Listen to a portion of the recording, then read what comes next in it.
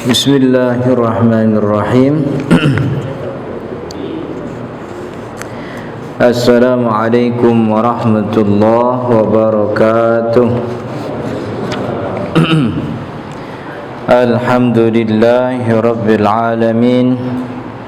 Nahmaduhu wa nasta'inuhu wa nastaghfiruh. Allahumma salli wa sallim wa barik ala sayyidina Muhammadin. Amma ba'du. Para jemaah, Bapak Ibu yang dirahmati Allah, kita bersyukur alhamdulillah malam hari ini kita diberi nikmat oleh Allah sehingga bisa berkumpul, bisa bersilaturahmi, sekaligus juga bisa menunaikan salah satu kewajiban kita, yaitu salat maghrib berjamaah, kemudian dilanjut dengan ta'lim. Kita berharap kepada Allah mudah-mudahan apa yang kita pelajari jadi ilmu yang bermanfaat, sekaligus jadi tambahan amal ibadah kita di akhirat. Amin ya rabbal alamin.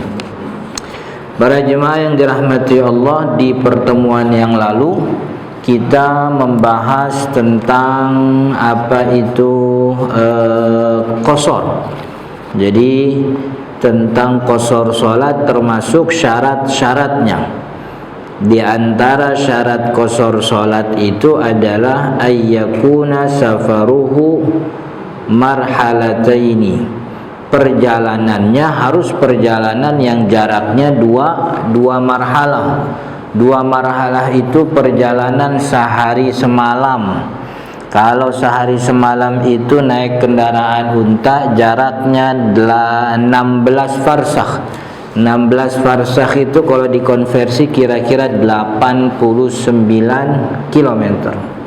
Jadi itu dikatakan musafir.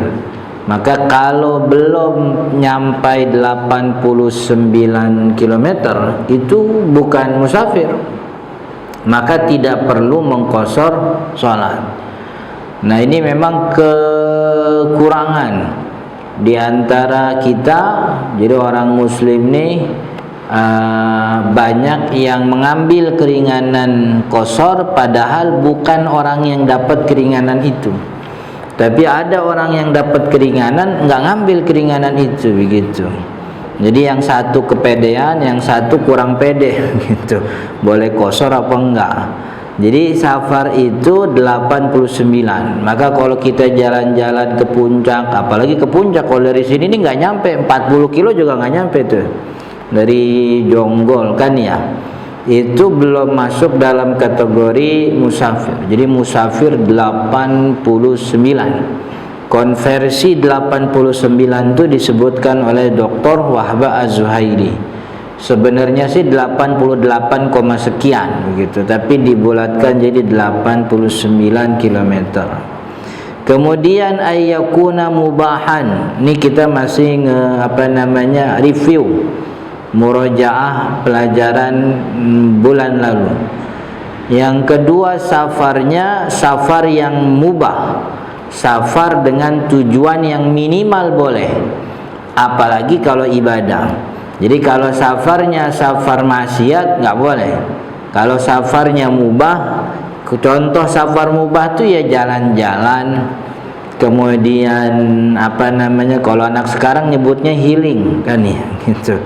Kalau orang dulu nyebutnya tamasya kan gitu. Itu apapun yang penting bukan maksiat, itu dapat keringanan safar, yaitu boleh mengqashar salat. Wal ilmu bi jawazil qasri. Nah, ini yang banyak orang tidak mengerti. Jadi untuk qashar salat itu syaratnya dia harus paham bahwa dia tuh memang boleh qashar.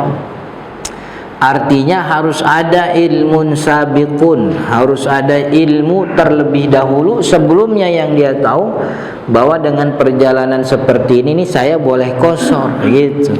Jadi bukan kayaknya kira-kira begitu. Kayaknya sih boleh nih qashar begitu. kira-kira sih kalau udah begini mah boleh kosor gitu. Nggak make begitu tuh. Jadi ilmu agama nggak make kayaknya kira-kira. Kalau kata saya mah begitu nggak boleh. Jadi ilmu agama harus make dalil hukum yang pasti. Perjalanannya nyampe ke 89 gitu. Kemudian yang keempat, niyatul qasri indal ihram. Waktu takbiratul ihram niatnya qasar. Kalau yang dulu diajarin sama guru-guru kita, usolli fardhu zuhri raka'ataini qasran gitu. Kalau sekarang saya ngajarinnya nggak pakai bahasa Arab, pakai bahasa Indonesia aja. Saya sholat fardu zuhur 2 rakaat di qasar, udah begitu. Karena sebab yang menjadi standar niat itu ucapan hati, dan hati itu apa istilahnya mesti berucap dengan sesuatu yang dia paham. Sayang kalau ngapalin niat cakep-cakep tapi dia nggak paham artinya apaan.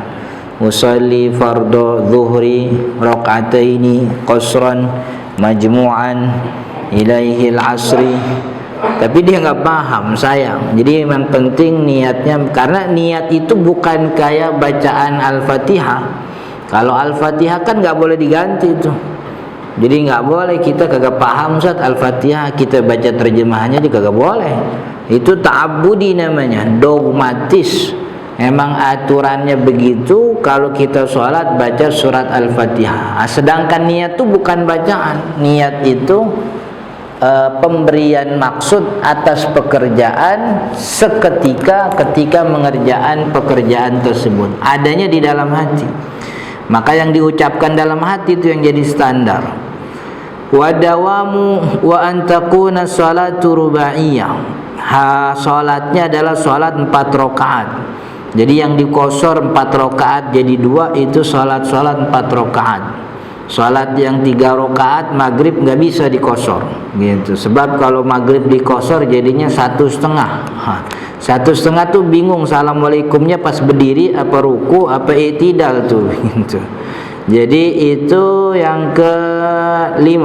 Yang ke-6 dawamus safar, yaitu melakukan qasar masih tetap dalam perjalanan. Jadi jangan sampai pas kapalnya sudah bersandar di kampung, misalnya naik kapalnya sudah bersandar di pelabuhan, dan pelabuhan itu termasuk kampung dia, udah hilang status safarnya. Maka karena status safarnya hilang, dia tidak boleh kemudian melakukan qasar. Turun di bandaranya kampung dia gitu. Kalau di Bandara Soekarno-Hatta tuh kan ada namanya Kampung Benda, Tegal Alur, Cengkareng. Nah, itu kan satu kampung itu. Jadi dia turun di bandara, status safarnya hilang, udah nggak bisa lagi dia qasar, jamak dan seterusnya. Begitu. Berbeda kalau yang turun di Soekarno-Hatta terbang lagi ke Surabaya. Itu kan bukan kampungnya tuh. Kan ya jemaah umroh kan begitu, turun di Soekarno-Hatta naik lagi ke pesawat pulang ke Surabaya gitu. Jadi itu yang namanya qasar. Nah sekarang kita mau belajar tentang jamaknya, sebab dibedakan karena memang jamak dan qasar beda. Qasar itu sebabnya satu aja kalau dia safar. Kalau kagak safar nggak ada qasar sholat. Tapi jamak sholat itu Bapak Ibu yang dirahmati Allah, itu sebabnya lebih daripada sekedar safar. Di luar daripada safar, dia nggak melakukan perjalanan, itu boleh dapat penyebab-penyebab jamak sholat gitu.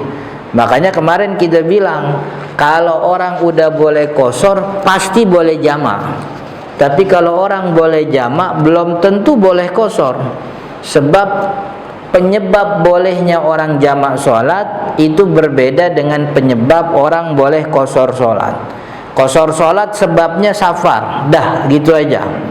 Tapi kalau jamak sebabnya banyak, bukan cuma safar. Safar pertama. Yang kedua kata ulama, orang boleh jamak sholat sebab karena adanya hujan, kan ya? Hujan tuh termasuk sebab orang boleh jamak sholat. Dengan catatan, Kalau disebutkan oleh Syekh Nawawi Banten atau Imam Nawawi Ad-Dimashqi dalam Al-Majmu', syaratnya hujan itu membasahi badannya ketika dia berangkat ke masjid. Dan jamak sebab hujan ini khusus orang-orang yang rutinnya tuh sholat berjamaah di masjid. Jadi bukan orang yang baru tumben ke masjid, bukan gitu. Baru tumben ke masjid ada hujan, jamak nih, kemarin ngaji buat aja boleh, bukan. Jadi hujan itu khusus untuk orang yang rutin ke masjid. Gara-gara ada hujan dia terhalang berjamaah, maka berjamaahnya itu diganti di rumah. Dan orang seperti ini dibolehkan, dengan catatan hujannya memang bikin orang itu lepek kalau ke masjid. Saya mau ke masjid cuman hujan, kalau memakai payung bisa gak? Bisa. Oh berarti nggak ada uzur. Kalau hujannya gede banget, pakai payung bukannya malah terjaga, akhirnya malah basah juga kan ya. Nah itu yang kemudian membuat orang boleh jamak. Jadi pahala dia yang rutin ke masjid nih gitu diganti di rumah, maka dia boleh jamak. Jadi khawatir hujannya tuh panjang, zuhur hujan, nanti asar ketemu lagi hujan, maka dia boleh jamak zuhur dan asar gitu. Disunahkan berjamaah memang di rumahnya itu. Tapi kalau orang yang biasa-biasa aja, maksudnya tidak punya rutin ke masjid, biasa sholat di rumah biasa, ya dia nggak perlu jamaah. Sebab tanpa hujan kan emang udah di rumah tiap hari juga. Gini, ini yang di rumah ini, yang jamaah di rumah khusus orang-orang yang rutin. Makanya sebab hujan ini tidak disepakati. Sebab hujan ini hanya dibolehkan oleh mazhab Imam Asy-Syafi'i. Mazhab yang lain tuh, mazhab Imam Malik misalnya tuh tidak membolehkan. Jadi hujan tuh tidak lagi menjadi uzur orang boleh jamaah. Tapi mazhab Imam Syafi'i masih membolehkan jamaah sholat sebab hujan. Itu yang kedua. Jadi pertama orang safar, yang kedua orang hujan, yang ketiga itu orang wukuf di Padang Arafah tanggal 9. Kan kalau kita wukuf di Arafah tanggal 9, Zuhur Asar kita jamak, nanti Maghrib Isya kita jamak lagi. Kita jamaknya kalau Zuhur Asar di Arafahnya, kalau Maghrib Isya jamak jamak sholatnya kan di Muzdalifah kan ya. Di Muzdalifah. Walaupun kalau sekarang tuh banyak ketua rombongan tuh yang kagak jamak tuh. Ya jamaahnya sih ngikutin aja gitu. Tapi aslinya orang-orang yang wukuf di Padang Arafah itu disunnahkan untuk menjamak sholat. Sebab begitu Nabi Muhammad SAW melakukan sholat ketika tanggal 9 Dzulhijjah. Jamak Zuhur Asar, Maghrib Isya juga dijamak di Muzdalifah begitu. Jadi dua kali sholatnya. Itu yang ketiga. Jadi wukuf. Dan kalau soal wukuf ini seluruh ulama sepakat.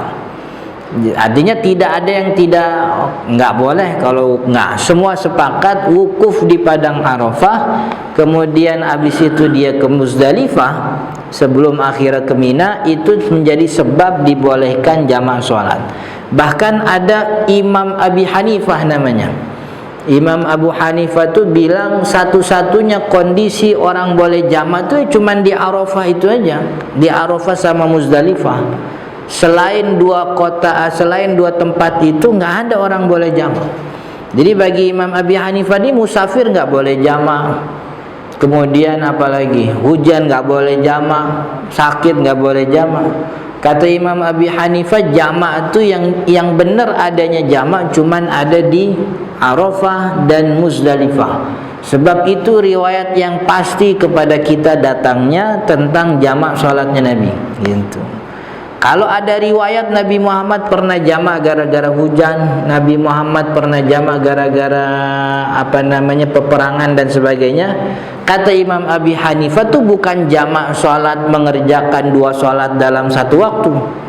Tapi kata Imam Abi Hanifah, itu Nabi Muhammad tuh lagi mundurin sholat yang pertama, majuin sholat yang kedua. Jadi seakan-akan nempel, padahal itu bukan jamak begitu. Dalam istilah kitabnya namanya Al-Jam' Usuri. Al-Jam' Usuri itu kalau bahasa Indonesianya apa ya? Kayaknya jamak begitu, padahal bukan jamak. Yang ada tuh Nabi Muhammad mundurin sholat waktu yang pertama nih zuhur nih. Zuhur jam 12 sampai, kalau sekarang zuhur jam 11.45 sampai jam 3. Jadi sholat zuhurnya dientar-entarin sampai dekat-dekat jam 3. Nanti setelah sholat zuhur 1 rakaat 2 rakaat masuk waktu sholat asar. Assalamualaikum, assalamualaikum, langsung sholat asar. Jadi begitu modelnya. Kata Imam Abi Hanifah begitu. Jadi yang disebutkan oleh banyak hadis itu bukan jamak, tapi Nabi Muhammad mundurin waktu sholat, majuin waktu sholat selanjutnya. Jadi nempel gitu. Namanya jamak suri. Nah, model jamak suri itu menjadi solusi di Indonesia ya. Menjadi solusi bagi beberapa kaum muslim untuk menjam atau untuk kondisi di mana dia nih repot, cuman kagak boleh jamak gitu. Contoh pengantin contohnya. Kan kalau dicariin sebab jamaknya susah kan ya. Safar kagak, wukuf kagak, sakit enggak, kan begitu. Ini mau jamak susah nih. Maka model jamak suri itu jadi solusi. Enggak usah jamak. Zuhurnya diundurin, asarnya dimajuin gitu. Atau mungkin asarnya yang dimundurin, maghribnya dimajuin. Jadi sholat tetap di waktunya tuh, kan ya. Biasanya kan kalau di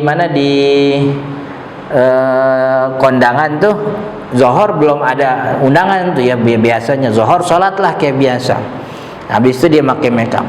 Kan akad nikahnya pagi jam 8 jam 9. Habis akad nikah kan udah make up lagi, sholat zohor. Nah, pas datang waktu asar, waktu asar lagi banyak tamu itu. Ditinggalin kan sayang kan gitu. Ditinggalin sayang. Maka asarnya dimundurin. Kalau sekarang kan maghrib jam 17.50 kan ya. Jadi udah mau maghrib kira-kira jam 17.30 baru dah bebenah tuh. Wudu, kemudian sholat asar. Beres sholat asar tuh langsung masuk maghrib tuh. Langsung masuk maghrib, langsung sholat maghrib kan ya. Beres sholat maghrib, duduk lagi di pelaminan gitu. Kan emang waktu peak hournya kan itu tuh, antara asar sama isya kan ya. Jadi tak dapat itu dia. Iya, soalnya kalau takutnya ada pejabat yang datang gitu. Kalau pejabat datang dia kagak ada kan nggak dapat amplop sayang gitu. Jadi itu solusinya. Jadi malah jangan sampai malah sholatnya jadi kagak ada, jadi batal begitu. Jadi asarnya dimundurin, maghribnya diduluin. Nanti sholat isya belakangan. Kan sholat isya kan waktunya sampai subuh. Nah, nyantai kan ya. Nyantai. Jadi itu sebab yang ketiga. Yang pertama orang boleh jamak karena safar. Yang kedua orang boleh jamak karena hujan dalam mazhab Imam Abi Hanifah. Dalam mazhab Imam Syafi'i hujan. Yang ketiga orang boleh jamak karena sebab di wukuf di Arafah dan juga di Muzdalifah. Kemudian yang keempat orang boleh jamak karena sebab sakit. Ini mazhab Imam Syafi'i membolehkan, mazhab Imam Ahmad bin Hambal juga membolehkan. Sebab orang sakit yang kalau dia kudu turun dari kasur tiap kali waktu sholat, ini bakal ngerepotin. Belum lagi mana wudunya diuduin, kudu digotong, nih repot. Maka orang kayak gini boleh nih jamaknya.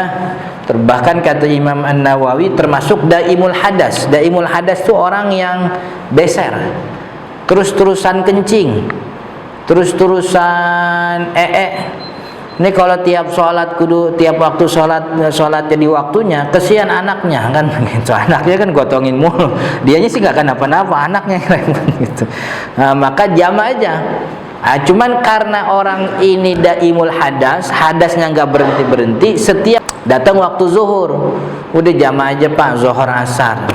Kan sholatnya nggak pakai berdiri, sholatnya di kasur, diwuduin dulu. Karena orang ini daimul hadas, wudunya itu cuman sekali pakai. beres sholat zuhur, asar mau langsung sholat asar, wudu lagi, diwuduin amanah, disemprot aja apa namanya, pakai botol spray gitu.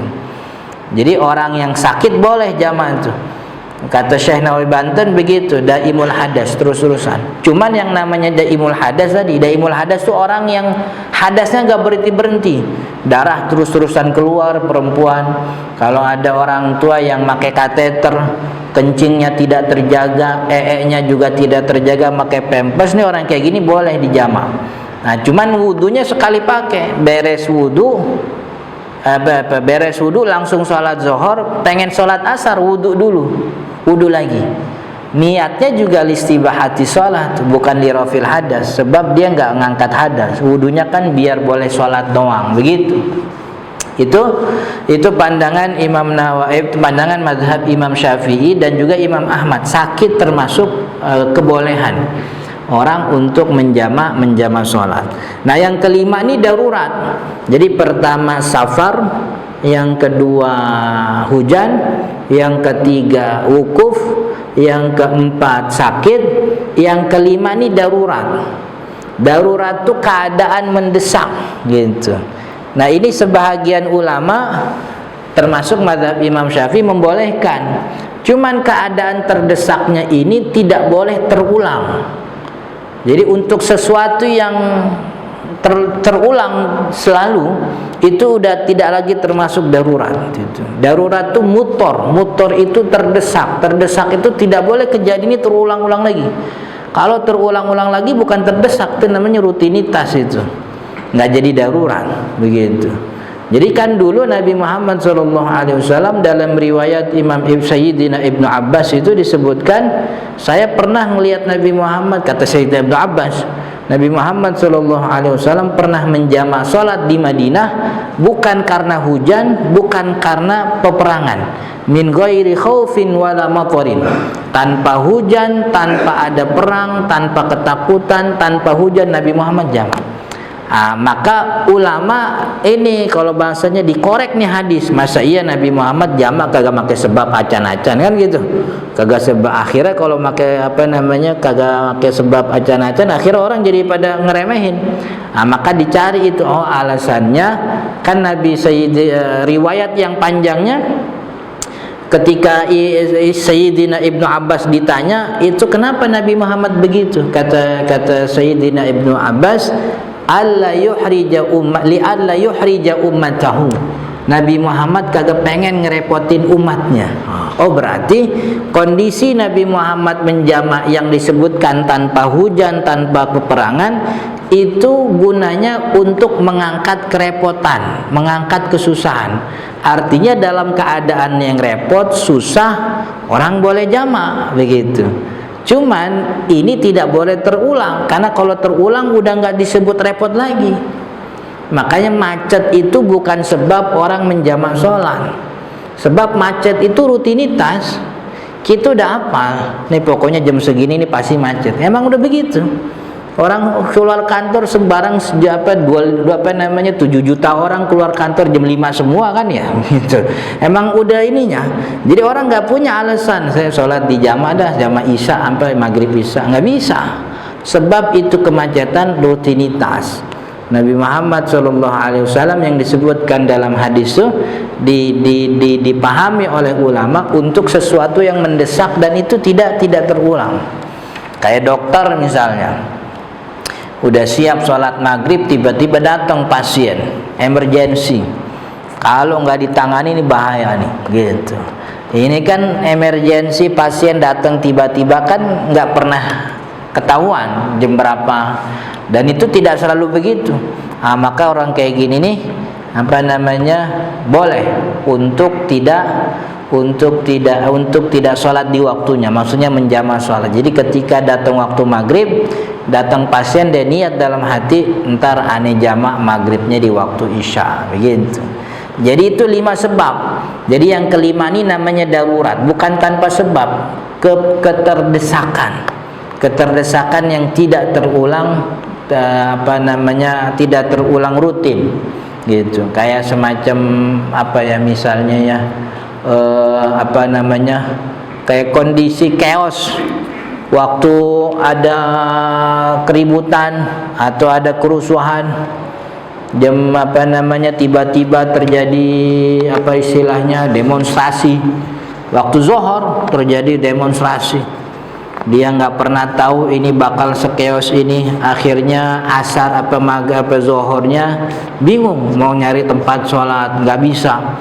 Nah, maka niat di dalam hati jamak dengan waktu asar nanti, sebab ini dalam keadaan darurat begitu. Jadi yang keterdesakan. Nonton bola bukan keterdesakan itu. Jadi jangan sampai diartiin, ini harus diartiin keterdesakan muttor. Kalau bahasa Al-Qur'annya ittiror atau muttor. Muttor itu orang tuh tidak punya pilihan. Jadi dia kalau ke sono nggak bisa, dia pilihannya cuma ngikutin ini aja. Ya, pilihannya cuma satu. Jadi nggak punya pilihan lain. Kayak dokter nggak punya pilihan. Pilihannya cuma nanganin. Soalnya kalau nggak nanganin, nyawa orang jadi taruhannya. Jadi dia itu namanya mutor, keterdesakan. Main bola kan nggak, nonton bola kan nggak ada yang mendesak. Siapa yang mendesak dia untuk tidak melaksanakan sholat, kan ya? Gitu. Jadi jangan soal lagi rame nih kita sekarang sama timnas Indonesia, kan ya? Timnas Indonesia. Soalnya ngantrinya orang ngantri tiket tuh dari jam 2 siang udah rame. Bapak Ibu kalau pernah nonton timnas tahu tuh. Ini main jam 7 malam, itu jam 2 jam 3 sore itu orang udah ngantri panjang itu. Dan orang mau itu merelakan waktunya tuh demi timnas Indonesia begitu. Itu maknya dulu nyuruh beli gula juga jarang mau dia tuh gitu. Nungguin timnas rela itu dia berjam-jam itu. Jadi tidak ada keterdesakan itu. Maka itu 5 sebab ini. Makanya 5 sebab ini terjadi pada jamak. Kita pisahin bahasannya sama qashar. Sebab kalau qashar cuman safar aja. Tapi jamak sholat boleh nih 5. Nah karena cuman boleh jamak, jadi jangan dikosor. Misalnya orang itu misalnya yang hujan, maka ketika hujan dia sholat di rumahnya 4 rakaat zuhur, kemudian 4 rakaat lagi. Jadi tidak boleh karena sebab dikosor. Nah, yang sakit juga sama, nggak ada membuat dia boleh kosor. Ya udah 4 rakaat cuman dijamak. Lagi terdesak kayak tadi, maka sholatnya 4 rakaat. Jadi tidak dikosor. Kalau maghrib 3 rakaat, isyanya 4 rakaat, begitu. Apa nih syarat jamak? Syarat jamak kata Syekh Salim bin Sumer, wa syurutu jam'it taqdimi, syarat jamak takdim ada 4. Syarat jamak takdim. Kalau jamak takdim itu sholatnya di waktu yang pertama, zuhur asar sholatnya di waktu zuhur, maghrib isya sholatnya di maghrib isya, sholatnya di waktu maghrib. Kalau jamak takhir, sholat zuhur asar sholatnya di waktu asar, maghrib isya sholatnya di waktu isya. Apa syarat jamak takdim? Jamak takdim syaratnya yang pertama al-bada'atu bil ula. Mulai sholatnya harus dengan urutan yang pertama. Sholat zuhur asar, maka niat yang pertama harus sholat zuhur. Jadi jangan niatnya yang sholat asar. Jadi sesuai dengan urutan, nggak boleh ngacak. Dan itu syarat.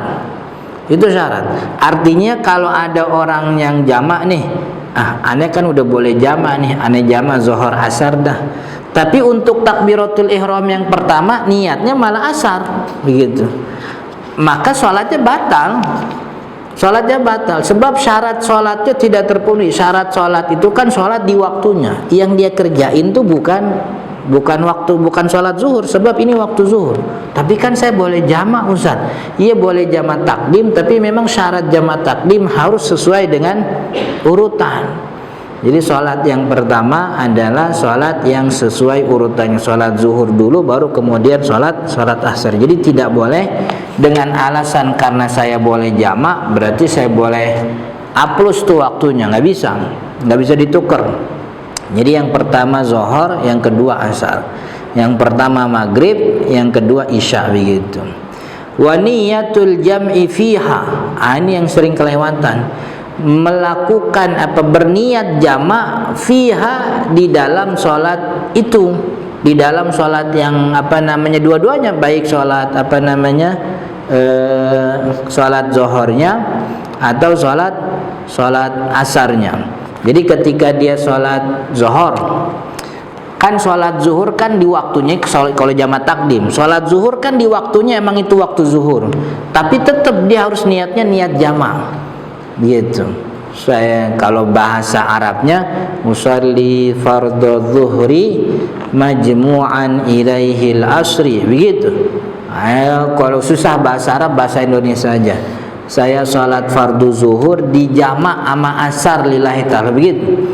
Jadi walaupun ini kan waktunya waktu zuhur Ustaz, bukan waktu asar, maka nggak perlu disebut jamak. Ya tetap saja, sebab syaratnya memang harus sholat zuhur yang pertama ini niatnya niat jamak. Kalau yang sholat asar kan pasti niatnya harus jamak, karena ini memang bukan waktunya asar kan ya. Maka harus ini yang zuhur nih, yang zuhur harus diniati niat jamak. Saya sholat zuhur fardu di jamak sama asar lillahi ta'ala, begitu. Maka kalau tidak lakukan niat jamak, sholat zuhur aja begitu, maka dia tidak diperkenankan untuk melakukan sholat asar setelahnya. Kalaupun dilakukan sholat asar setelahnya, mulgha, tidak terhitung, sebab dia tidak meniatkan jamak ketika awal takbiratul ihram sholat yang pertama. Maka nanti ketika datang waktu asar, sholat lagi, begitu. Sholat asar lagi, sebab sholat asar yang tadi di jamak tuh kalau orang kampung bilangnya kagak aci tuh, gitu.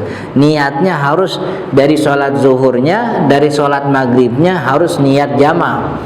Ini waktu maghrib saya mau jamak dengan isya, di waktu maghrib sholat maghrib niatnya itu saya sholat fardu maghrib di jamak dengan isya, begitu. Lillahi ta'ala usalli fardul maghribi majmu'an ilaihil isya, begitu. Itu syarat yang kedua. Kemudian syarat yang ketiga, jadi yang pertama mulai dengan urutan sesuai urutannya. Yang kedua niatul jam'i fiha, niatul jam'i fiha, niat jamak di salat yang pertama wabil khusus. Kemudian yang ketiga wal muwalatu bainahuma. Mualah itu artinya nyambung. Jadi habis sholat zuhur langsung takbiratul ihram imam. Kalau dijeda dengan qomat nggak ada masalah. Intinya tidak boleh ada jeda, harus nyambung. Kalau mau jamaah, artinya kalau orang sholat zuhur nih, Allahu Akbar sholat zuhur, begitu. Setelah sholat zuhur, assalamualaikum, dia dia baca HP. Iya, gue kan musafir ya. Gue kudunya sholat jamaah, gue jamaah. Nggak boleh itu. Sebab udah ada jeda. Jadi tidak boleh ada jeda antara sholat pertama dengan sholat kedua. Sholat zuhur, assalamualaikum warahmatullah, assalamualaikum warahmatullah, langsung berdiri lagi. Qomat bagus, nggak pakai qomat juga nggak ada masalah. Begitu. Jadi tidak al-mualah. Jarak mana ada benar-benar harus langsung berdiri Ustaz? Nggak ada toleransi. Ulama mentoleransi jarak itu seukuran orang bersuci. Kayak orang yang daimul hadas tuh akan ada jeda dia wudu lagi, itu nggak ada masalah. Syekh Nawawi Banten tuh menambahkan kira-kira seukuran sholat 2 rakaat. Jadi jeda antara sholat pertama dengan sholat kedua maksimalnya kagak boleh lebih seukuran orang sholat 2 rakaat. Orang sholat 2 rakaat kira-kira berapa menit sih? 2 menit, 3 menit. Berarti nggak boleh jeda lebih dari 3 menit atau dari 2 menit yang tadi kita sebut. Itu jarak toleransinya begitu. Jadi harus langsung nyam. Termasuk sholat Jumat, dalam pandangan mazhab Imam Syafi'i kan sholat Jumat boleh dijamak dengan asar. Kita Jumatannya ikut imam bareng, kemudian kita musafir mau jamak dengan asar, boleh. Jadi assalamualaikum, kita berdiri, yang jamaah asar tuh berdiri langsung takbiratul ihram untuk sholat asar, gitu. Jadi tidak boleh dijeda.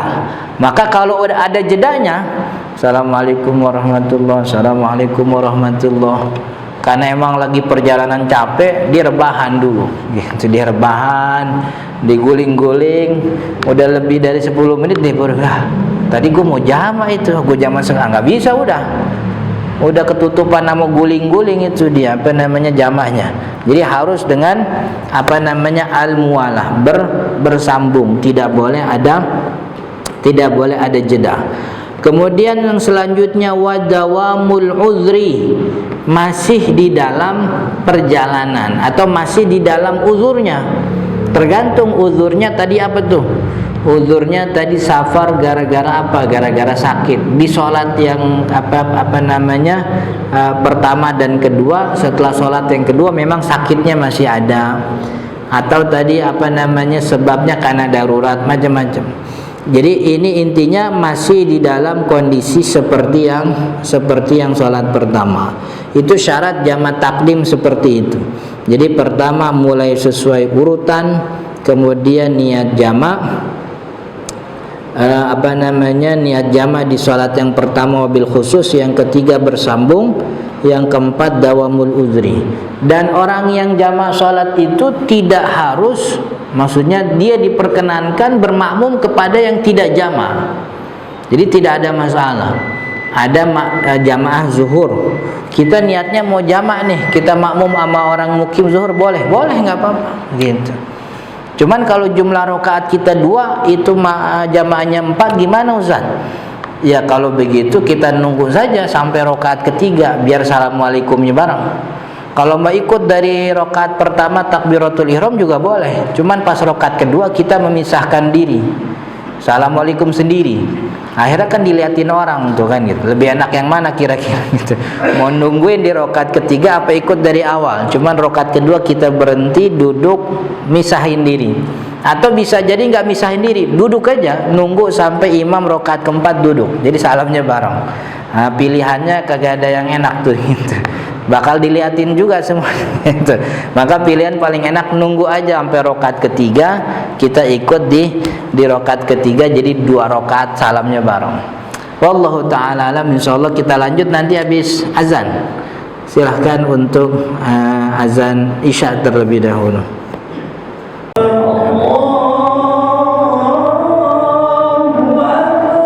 Allahu akbar.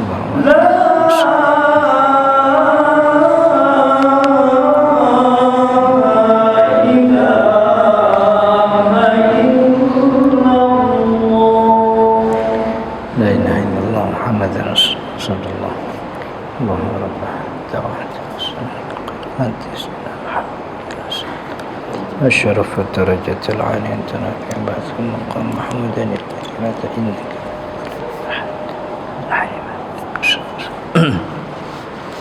Kita lanjutkan sedikit sebelum tanya jawab.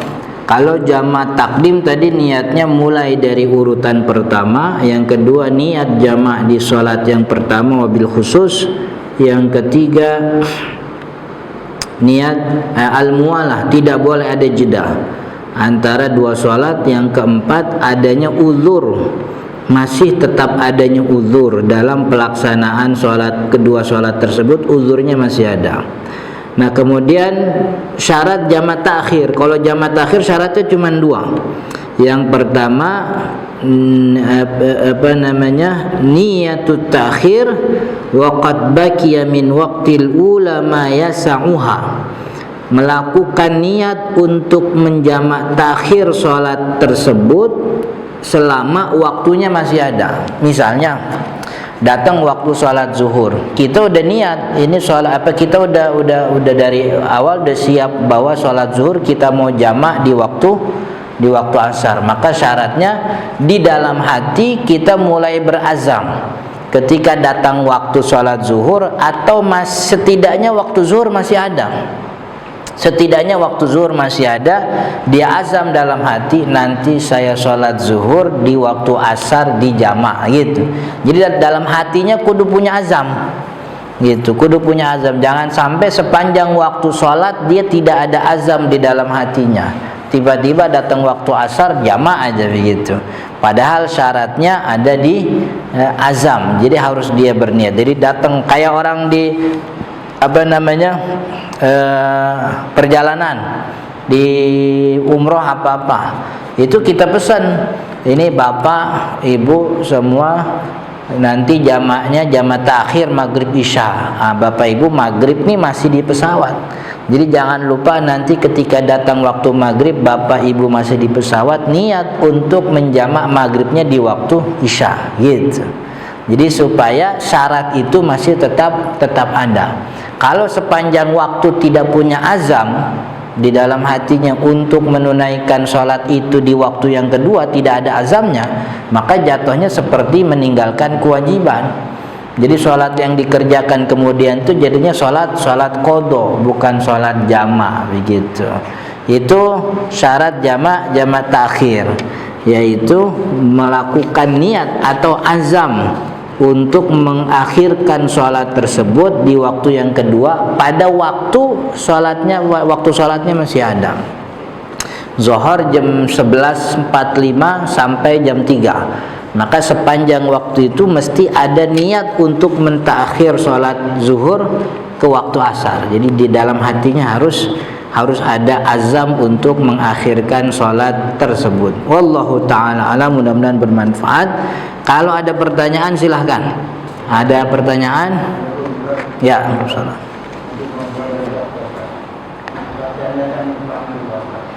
Kita baju seminggu tidak dicuci bau, terus sholat kita itu satu ya. Baju mungkin karena musafir gitu ya. Ya.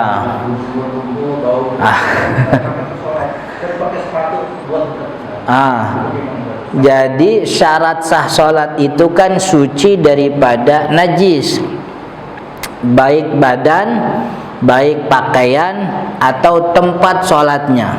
Tiga yang harus suci dari dari najis: badan, pakaian, tempat sholatnya. Selama di dalam badannya tidak ada, di permukaan badannya tidak ada najis. Kalau dalam kan perut dalam tuh semua najis kan. Selama di permukaan badannya tidak ada najis, pakaiannya tidak ada najis. Nah, bau itu belum tentu najis tuh, sebab bau itu kan bisa dari keringat itu kan bukan najis begitu. Jadi aroma bau itu bukan najis, sebab najis itu ain, benda konkret, harus ada bendanya. Sedangkan aroma itu bukan benda, maka tidak bisa dengan alasan bau nih najis, nggak bisa begitu. Jadi itu cuman asar kalau bahasa fikihnya begitu. Maka bau itu tidak cukup untuk menunjukkan ada najis, sebab bau belum tentu dari najis gitu. Bau bisa jadi dari badannya yang bau, atau dari misalnya lumpur yang badannya terkena lumpur sebelumnya begitu. Dan lumpur kan bukan najis, tanah kan bukan najis. Orang kita disuruh tayamum pakai tanah kan begitu. Jadi yang penting bukan bau yang jadi standar apa ada najis. Najis itu benda konkret, harus ketemu barangnya. Kalau tidak ada najisnya, bau-bau dikit ya emang resiko musafir begitu. Resiko musafir. Makanya seenggaknya biarpun safar kudu bawa Rexona gitu. Saya kalau manasik umroh tuh saya wajibin jemaah tuh bawa Rexona gitu. Iya, jangan sampai pada kebawaan. Jadi tempatnya badannya suci, pakaiannya suci, tempatnya juga tuh. Jangan sampai tempatnya ada najis. Nah, kalau soal pakai sepatu bot itu memang tidak ada masalah, dengan catatan dia makainya dalam keadaan suci. Sholat pakai sepatu bot nggak ada masalah. Ini kita bukan lagi ngomongin mengusap sepatu, bukan. Tapi syaratnya yang penting sebelum dia pakai sepatu bot, kakinya harus dalam keadaan suci. Terus sepatunya juga dalam keadaan bersih daripada najis gitu. Tapi sepatunya kan kotor, kotor kan belum tentu najis. Sebab ya itu tadi, kotor belum tentu najis, bersih belum tentu suci kan begitu. Urusan najis dan suci itu bukan urusan mata kita. Maksudnya bukan standar mata kita. Oh kotor nih najis, oh bersih nih suci, enggak. Khamr itu kan bersih, makanya dipajang di tempat-tempat yang terhormat tuh bagi sebagian orang kan gitu. Tapi najis itu khamr itu. Jadi yang penting badannya suci, pakaiannya suci, tempatnya suci, termasuk sepatu yang dia pakai begitu. Jadi bukan standar najis kalau tibang ada baunya aja. Sebab bau belum tentu najis begitu. Oke? Ada lagi? Jemaah terakhir yang dilaksanakan harus sesuai urutan atau kita? Kalau jamak takhir tidak ada syarat harus sesuai urutan, tapi yang bagus sesuai urutan begitu. Yang bagus sesuai urutan. Kalau jamak takdim kan harus ngurut. Zuhur asar zuhurnya dulu. Tapi kalau jamak takhir zuhur asar di waktu asar. Boleh sholat asar dulu baru kemudian zuhur.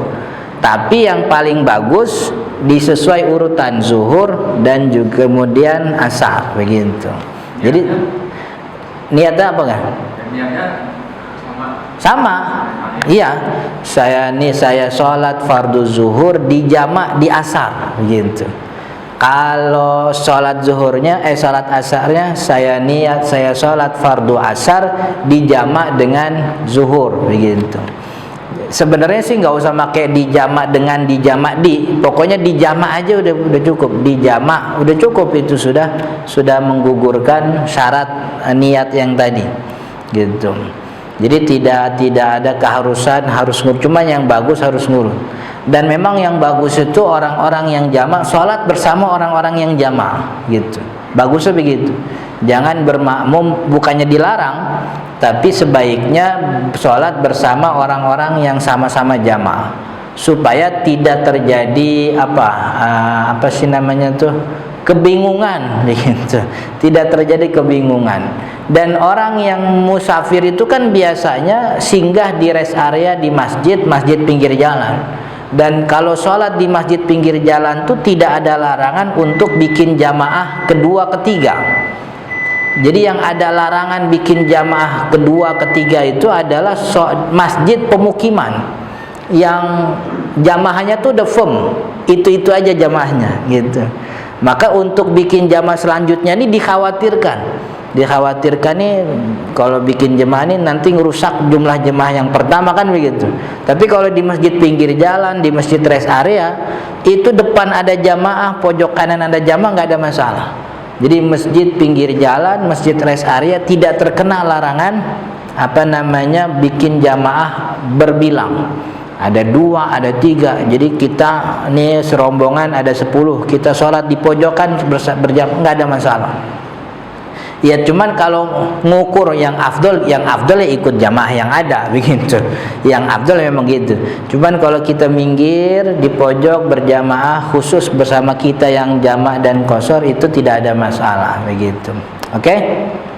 Wallahu ta'ala alam, mudah-mudahan bermanfaat. Insyaallah kita lanjut di pertemuan akan datang. Subhanakallahumma wa bihamdika asyhadu an la ilaha illa anta astaghfiruka wa atubu ilaik.